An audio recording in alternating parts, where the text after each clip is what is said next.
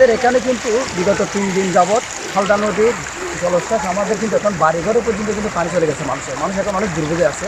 কিন্তু একটা আল্লাহর রহমত, আমাদের জসিম সাহেব যদি রাস্তাটা যদি আমাদেরকে এরকম যদি রাস্তাটা না করতো, তাহলে এটা যদি আগের রাস্তা যদি থাকতো তাহলে এটা রাস্তাটা অনেক সময় হয়ে যেত, নষ্ট হয়ে যেত, যা মানুষের অনেক দুর্ভোগ সৃষ্টি হতো। এটা আল্লাহর একটা অশেষ মেহেরবানি যে আমরা রাস্তাটা পেয়েছি, যার কারণে মানুষ সচ্ছলভাবে এখানে চলাফেরা গাড়ি ঘোড়া নির্বিঘ্নে এখানে চলা যেত। আর সবসময় বর্ষা হলে এরকম ডুব হয়ে থাকি তো এই এটা গো গিয়া থাকি ওই বলগনের কথা আছে বলগনের আজিয়ে সব মশার বিরুদ্ধে সুরক্ষা দিতে এলো বসুন্ধরা এক্সট্রিম অ্যারোসল। মশার বিরুদ্ধে এক্সট্রিম সুরক্ষা। 7-8 বছর নদী এইরকম ওই বলক ফেলাই বলে আর ন ফেলার আরো বেশি মনে হয়। আর আজ পর্যন্ত ওই অন্ধে বলক ফেলাই আর এই ব্রিজ পর্যন্ত আর ন ফেলাই ইয়ানোর পরে আর ওই এই সমস্যাটা আছে দেরি এই সবসময় এই সমস্যা দিয়ে এই সকাল উড়ের দুর্য ওড়ের দুনো জ্বর তোড়ের আসতে পানি গরম নিজেই।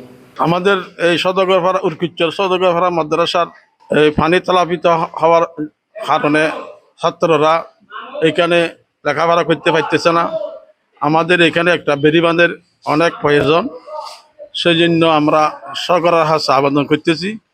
আমাদের হঠাৎ পানি হওয়ার জন্য এখানে সব কিছু ডালির বস্তা, শৈলির বস্তা, আলুর বস্তা সব পানি নিয়ে গেছে। প্রায় 150 মতো ছাত্র আছে। এখন আমরা অনেক কষ্টের মধ্যে আছি ছাত্রদেরকে নিয়ে।